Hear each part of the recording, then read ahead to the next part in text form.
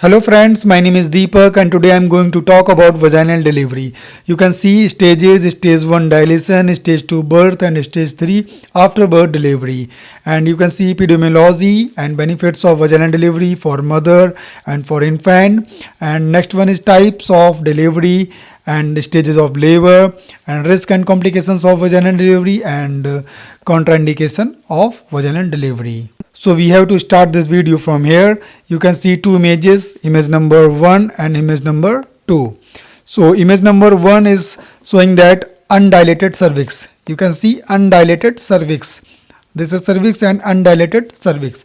And image 2 is showing that fully dilated cervix greater than 10 centimeter in diameter. Okay, greater than 10 centimeter in diameter, fully dilated cervix called stage 1 dilation.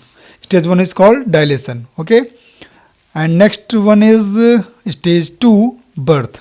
Stage 2 called birth. So you can see here four images.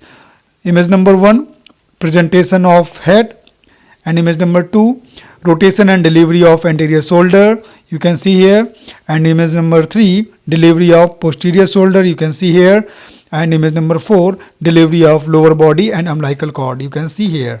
Okay, next one is stage 3 after birth delivery.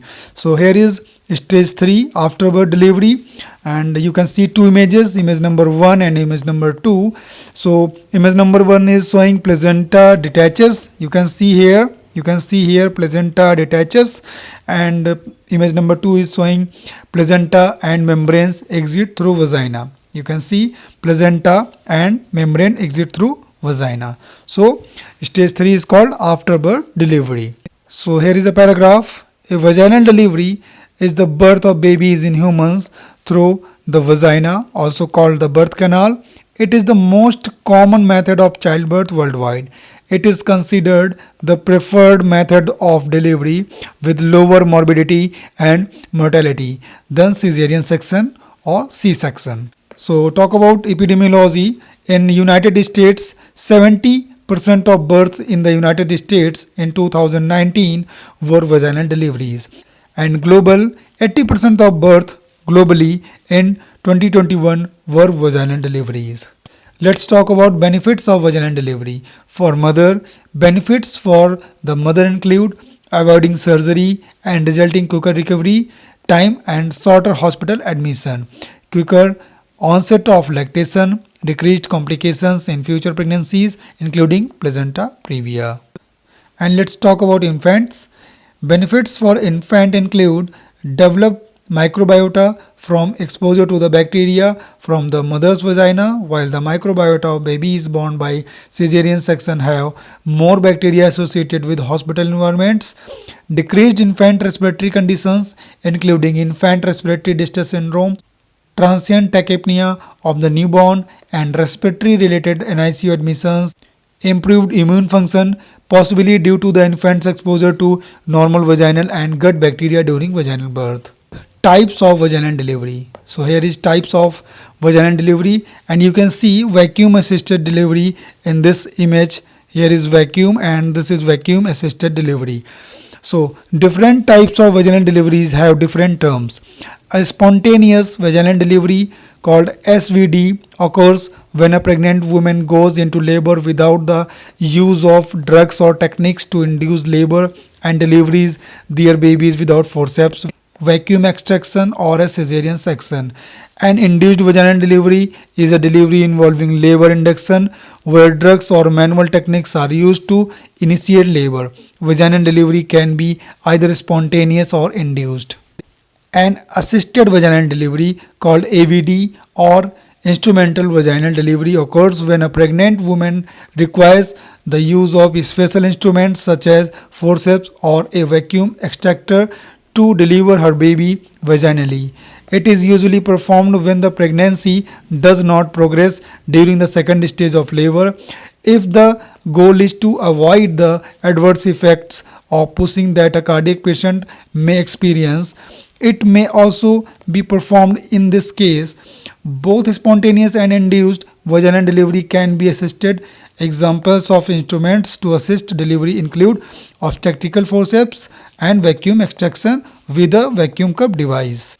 And let's talk about stage of labor. Labor is characterized by uterine contractions which push the fetus through the birth canal and results in delivery. Labor is divided into three stages. First stage of labor starts with the onset of contractions and finishes when the cervix is fully dilated at 10 centimeter. This stage can further be divided into latent and active labor. The latent phase is defined by cervical dilation of 0 to 6 centimeter. The active phase is defined by cervical dilation of 6 centimeter to 10 centimeter. And next one is second stage of labor starts when the cervix is dilated to 10 centimeter and finishes with the birth of the fetus. This stage is characterized by strong contractions and active pushing by the mother. It can last from 20 minutes to 2 hours. And next one is third stage of labor. It starts after the birth of the fetus and is finished when the placenta is delivered. It can last from 5 to 30 minutes. Risk and complications of vaginal delivery.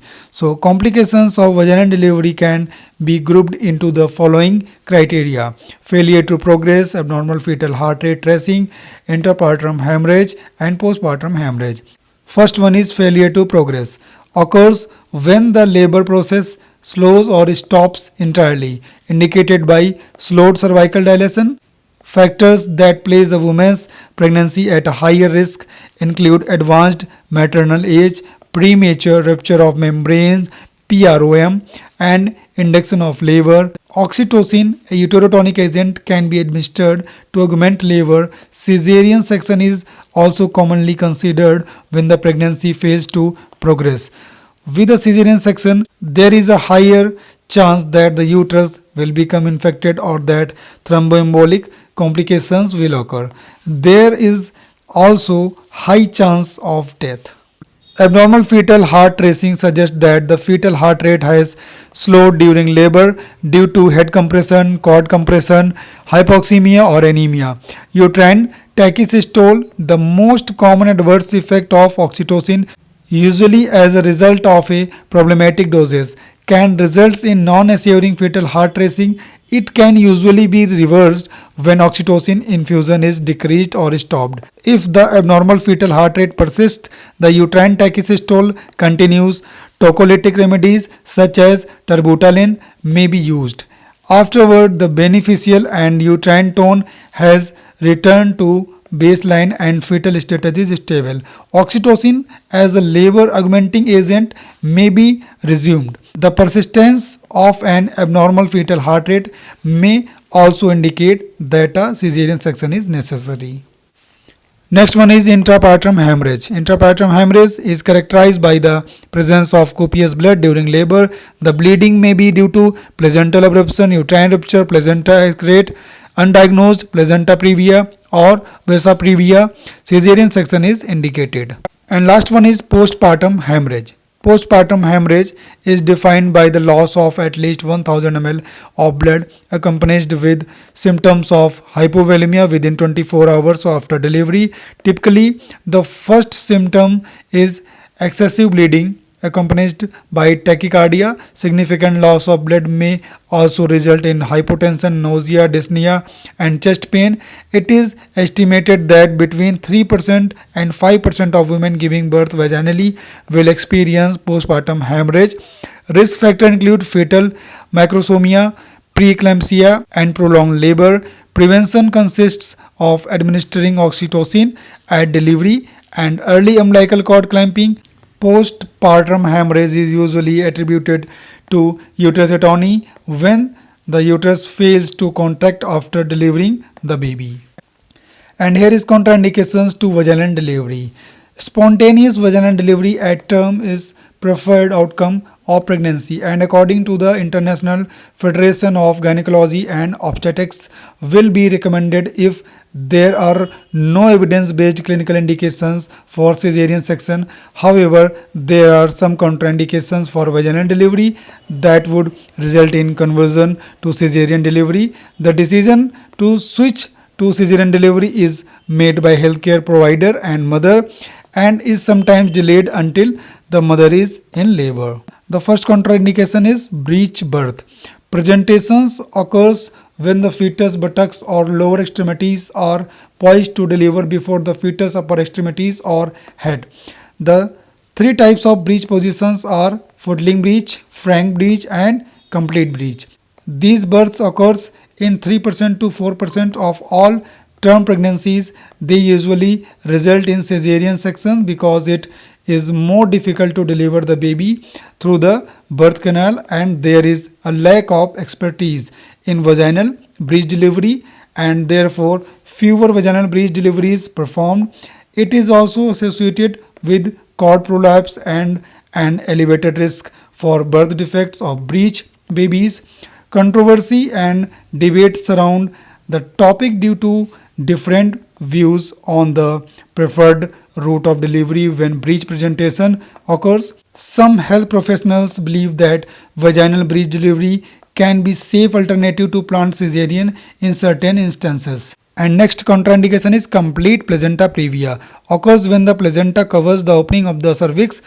If placenta previa is present at the time of delivery, vaginal delivery is contraindicated because the placenta is blocking the fetus passageway to the vaginal canal. Next contraindication is herpes simplex virus with active genital lesions or prodromal symptoms is a contraindication for vaginal delivery so as to avoid mother fetal transfer of HSV lesions. Untreated human immunodeficiency virus HIV infection is a contraindication for vaginal delivery to avoid mother fetal transfer of human immunodeficiency virus. So in this video I have explained about vaginal delivery. If you like this video, please hit the like button and share to your friends and subscribe to my channel for more updates.